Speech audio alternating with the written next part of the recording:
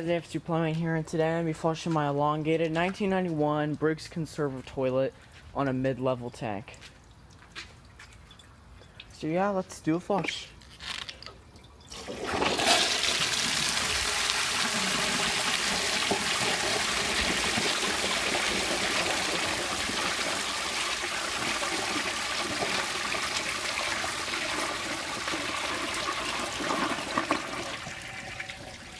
Unfortunately, every time I try to do this, that happens.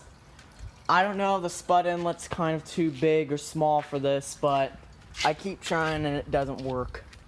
I'll eventually get it right, so yeah, I mean, that was pretty much it for this video. If you enjoyed this video, please like, subscribe, leave a comment down below, and thanks for watching.